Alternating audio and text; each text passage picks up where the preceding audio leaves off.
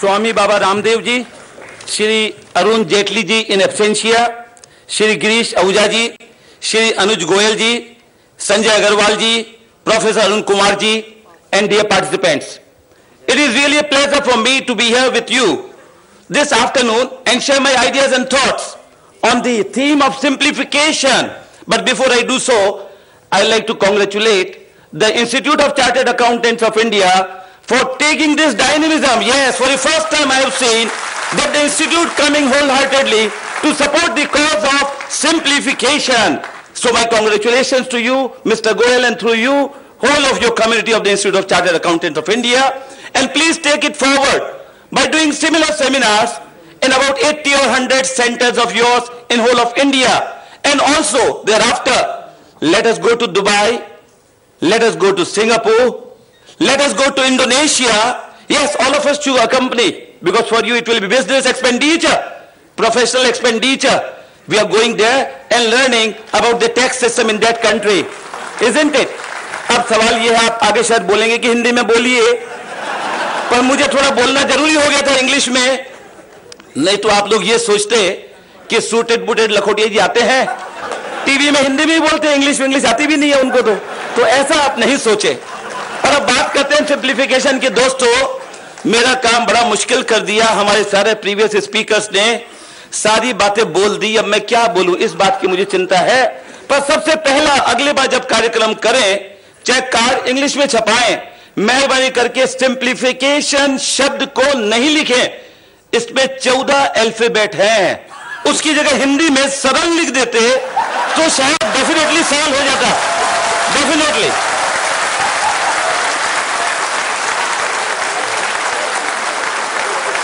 अब मैं तो यही सोच रहा हूं कि आगे कोई भी बात करेंगे, we should simplify. Why bloody simplify? We should make सरल। और शायद सरकार की सोच नहीं है कि सरल बनाया जाए, तो सबसे पहले उन्होंने सरल इनकम टैक्स रिटर्न फॉर्म को भगा दिया, भाग जा, नहीं चाहिए सरल फॉर्म। पहले सरल था, वास्तव में लाइफ इजी सिंपल था। अब दोस्तों, याद आ रही है मुझे, करीब 1.25 साल पहले स्वामी बाबा रामदेव जी जोरों से घोषणा की इन्होंने, लाओ भारत में पैसा लाओ, हमारे भारत का पैसा जो विदेशों में रखा हुआ है। बहुत अच्छी सोच थी, कार्य हुआ या नहीं हुआ, पर एक बात बतला दूं, शायद रामदेव जी को भी नहीं मालूम, मेरे पास कम से कम 100-200 फोन आए लोगों के, सारे भारत से, छोटे छोटे गांवों से। बोले, सर हमने क्या अन्याय किया है कि बाबा रामदेव जी बोल रहे हैं कि विदेश का पैसा ब्लैक मनी भारत में लाओ, ऐसा अन्याय हमारे लिए क्यों कर रहे हैं रामदेव जी, उनको समझाइए। मैं समझा नहीं क्या बोलना क्या चाह रहे हैं। मैंने कहा भाई ये तो अच्छा ना, विदेश का पैसा, अपना ही पैसा भारत में आ जाए, क्या बात। बोले, विदेश से मंगाओगे वो तो बाद में चलेगा, पहले भारत का ब्लैक मनी तो बैंक में रखने की परमिशन दिलाओ हमको। लोगों के पास पैसा है, कर्जदाता तैयार है, भारत के लोग, मैं जैसे सारे इंडिया ट्रेवल करता हूं, साल में 100 जगह से ज्यादा लाखों लोगों से पर्सनली मिलता हूं। एक चीज मैं बतला सकता हूं दोस्तों, सारे भारत के करदाता टैक्स देना चाहते हैं, चोरी नहीं करना चाहते, पर चाहते हैं तो सिंप्लिसिटी, लाइफ हो सिंपल। और उसके लिए सबसे पहला मंत्र है लक्ष्य जिंदगी का। मैं तो अनुरोध करूंगा परम आदरणीय बाबा रामदेव जी से, कृपया एक सेमिनार लें जिसका नाम रखे लक्ष्य जिंदगी का, the mission and aim of my life. अगर इस पे चर्चा करेंगे तो आप पड़ोस को पूछेंगे तुम्हारा लक्ष्य क्या है और आपका क्या लक्ष्य है, अपना लक्ष्य हम भूल जाएंगे। सबसे पहले जरूरी है, अगर इस सिंप्लीफिकेशन करना है, टैक्स लॉज में सरल बनाना है, तो अपने लाइफ का उद्देश्य देखें। आज उद्देश्य नहीं देखने की वजह से भारत का नाम दूसरे स्थान पे है, फर्स्ट 2-3 में नहीं, नीचे से दूसरे स्थान में है, the best place to do business and live. यहां पर बिजनेस करके आनंद नहीं है। टैक्स पेयर रोता है, दुखी होता है, टैक्स भी देता है और चोर कहलाता है, चोरी नहीं करता, फिर भी डर लगा रहता है कि कब शुक्रवार की शाम हो, 2.5 दिन शांति से बिताऊं, क्योंकि न कोई रेड सर्वे सर्च कुछ नहीं होने वाला है ना शुक्र शाम के बाद, शुक्रवार रात, शनिवार, रविवार, ऐसा क्यों है माहौल, जरा सोचे इसी बारे में। और मेरा तो एक ही नारा है, चाहे इनकम टैक्स भगाओ या इनकम टैक्स घटाओ, अगर नहीं भगा सकते आज हम, तो कम से कम इतना घटा दो कि टैक्स पेयर ऑनेस्टली टैक्स देना चाहते हैं टैक्स, पर अगर इतना टैक्स लोगे कि देना परेशान हो जाएगा लोगों को, तो नहीं देंगे। अब लाइफ की बात है सिंप्लिसिटी की। सिंप्लिसिटी में सिंपल फॉर्मूला एक रखिए कि टैक्स लॉस सिंपल है या नहीं, उसके लिए एक सिंगल लाइन में answer, and whole India and all of you will agree with me. ये नहीं कि आपको पूछूं भैया सिंपल लगा कि नहीं लगा, या बच्चों को सीए स्टूडेंट्स को पूछूं परीक्षा में ये क्वेश्चन सिंपल है, इजी है, डिफिकल्ट है। नहीं, मेरा आंसर है केवल सारे भारत के हमारे एमपीज, मेंबर ऑफ पार्लियामेंट से पूछना, उनको इनकम टैक्स एक्ट देना और पूछना इसको समझते हो क्या? दुर्भाग्य की बात है, बड़े दुख की बात है, 99% सारे भारत के सभी पार्टीज के एमपी जो फाइनेंस बिल पास करते हैं समझते नहीं क्या पास किया उन्होंने। ये रियलिटी ऑफ द लाइफ है। पर हां, इंटेलिजेंट हमारे भारत के एमपी सारे दुनिया में सबसे ज्यादा इंटेलिजेंट, ये गारंटी की बात है, क्योंकि एक फाइनेंस बिल आता है या बड़ा एक्ट आता है 100 पेज का, 100 अमेंडमेंट्स का, कोई 20 मिनट में सारे को पास कर देते हैं। दुनिया में कहीं पर भी नहीं है कि 150 पेज का एक्ट आए, कोई नए लॉ आए, फ्रिंज बेनिफिट लॉ आए, समझे या नहीं समझे, उसको पास कर दें 20 मिनट में। तो मानना तो पड़ेगा ना, इंटेलिजेंट है, काफी जल्दी से चीजें समझ जाते हैं। हम आप चाहे कुछ भी क्रिटिसाइज करें, मिसाल ले लीजिए, अभी पिछले साल 3 अमेंडमेंट हुए, और मैं दावे के साथ कह सकता हूं, आप एमएलए एमपी भारत के बुलाइए, पूछिए उनको कि सर पिछले साल इनकम टैक्स रेट नहीं बढ़ी, टैक्स की रेट नहीं घटी, कुछ नहीं, सेम रहा, पर टैक्स पेयर्स को 2000 रुपए का बेनिफिट हो गया। पूरा इनकम टैक्स खोजिए, कहां पर लिखा हुआ 2000 की बचत, पता ही नहीं चल रहा है, क्योंकि वो एक ऐसे प्रावधान में लिखा गया जहां पर सेक्शन 87A है। 20 साल से जिस पैराग्राफ या सेक्शन का काम नहीं आया वहां पे छिपा के लिख दिया, इस साल आधे से ज्यादा करदाता उसका लाभ भी नहीं ले पाएंगे। करदाता एक बात तो सोचता था, 2000 रुपए की बचत के लिए मैं इतना पढ़ूंगा लिखूंगा, कहां पर खोजूंगा इसको, हटाओ मत लो। और सीए को भी पूछता तो सीए भी बोलते हैं, जूनियर जो समझते नहीं या टाइम बचाना चाहते हैं, 2000 के लिए किससे इतनी बात करेंगे, सब क्लेम करो मत करो, रिबेट है, वो तो टैक्स थोड़ी घट रहा है, रिबेट है, कुल मिलाकर टैक्स पेयर का बेनिफिट नहीं होता। इसी तरह 1 लाख रुपए का इस साल ब्याज हाउस प्रॉपर्टी के लिए देंगे, बेनिफिट, अच्छी बात, पर घुमा फिरा के ऐसी जगह लिख दिया जहां पर खोजने भी पता नहीं चलेगा। वो पहले एक एडवर्टाइजमेंट था, देखते रह जाओगे, दाग देखते रह जाओगे, तो अब सेक्शन देखते रह जाओगे, सेक्शन 80EE, और आप देखेंगे कि 90% टैक्स पर इसका लाभ नहीं ले पाएंगे। और तीसरा, प्रॉपर्टी खरीदो, खुशहाली आ गई, पैसे हमने कमा लिए, प्रॉपर्टी खरीद लें, 50 लाख क्या कोई खास बात नहीं है, खरीदी, और खरीदने के साथ साथ एक डंडा और आके पड़ गया, लगाओ भैया TDS काटो, टैक्स काटो, आप टैक्स काट लेंगे, सब कर लेंगे, कोई तकलीफ नहीं है। किंतु टैक्स इस प्रकार से कि उसके प्रावधान पढ़ के समझने में फिर परेशानी होती है। तो सभी चाहिए सरकार को कि इस तरह के प्रोविजंस लाए जिससे कि टैक्स के अंदर टैक्स पेयर्स की लाइफ इजी हो, टैक्स पेयर का ज्यादातर समय टेंशन में नहीं बीते।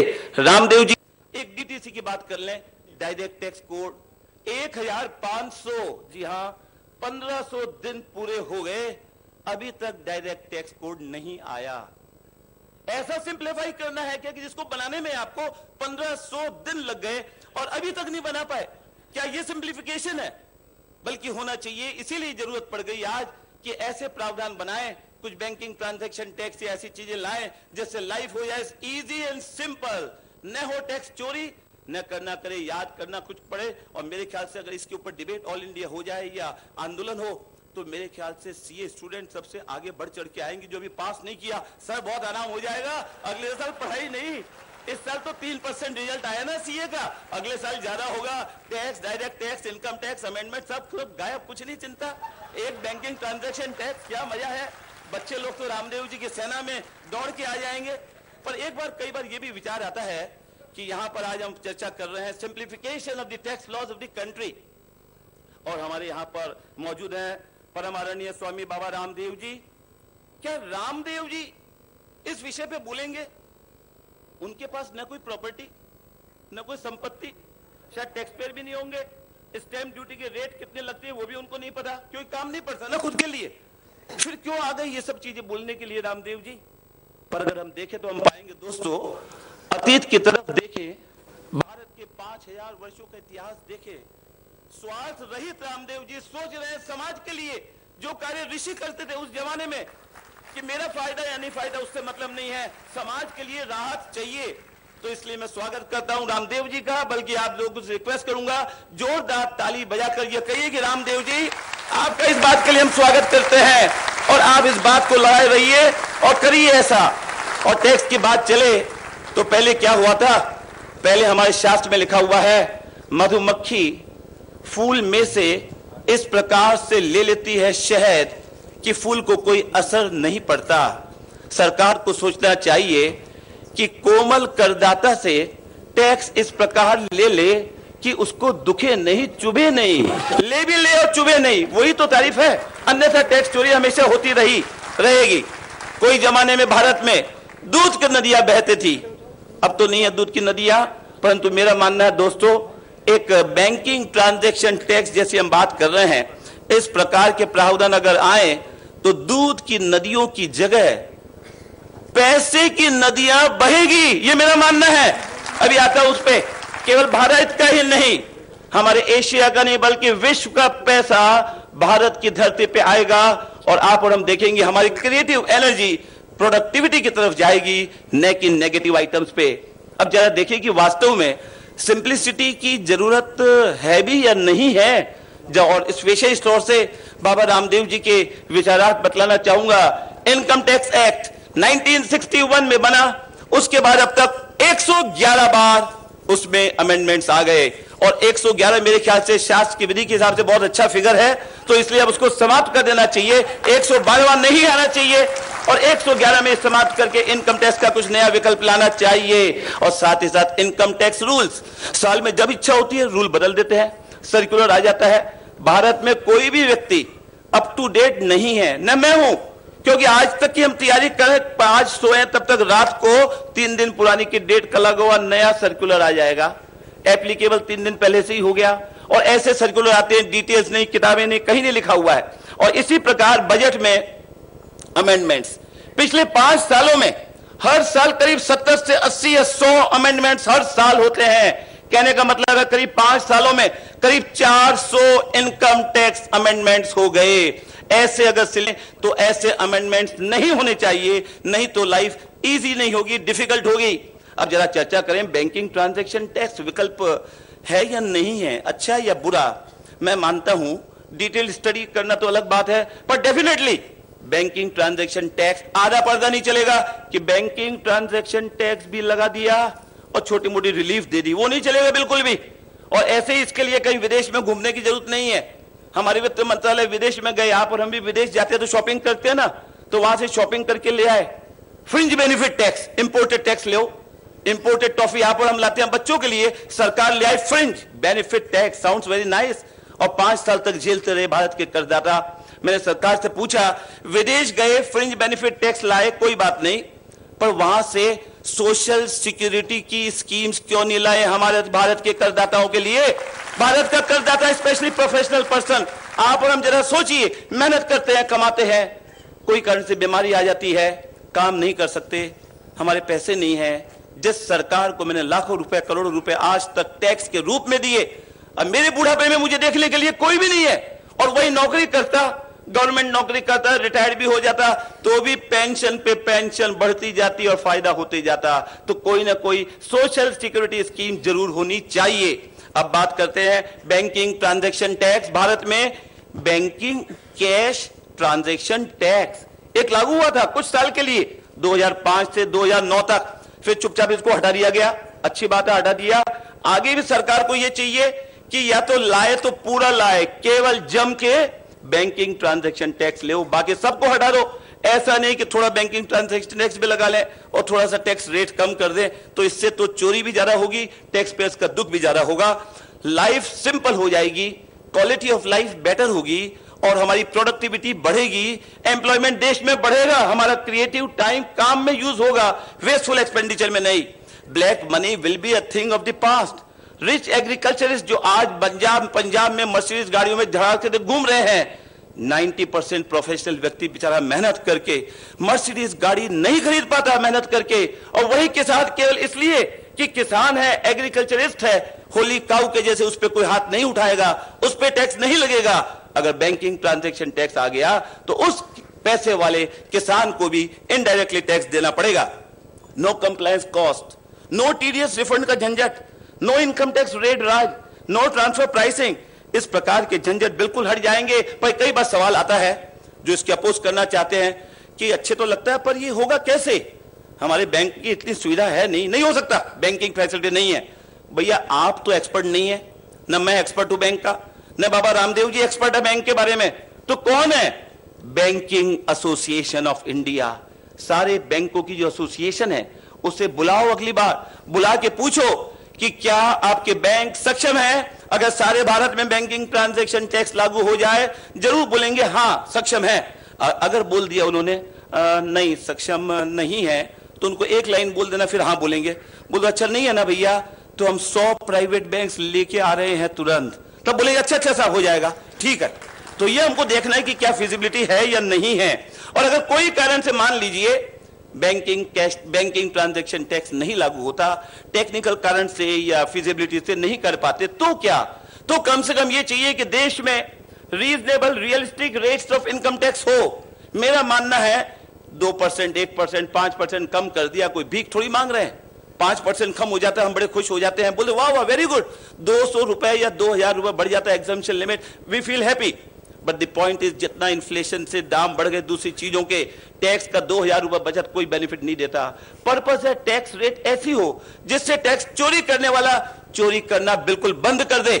और दोस्तों मैं मानता हूं वो रेट है 10% से 15% केवल for all the individuals of India, और कॉर्पोरेट सेक्टर के लिए 15 से 20%।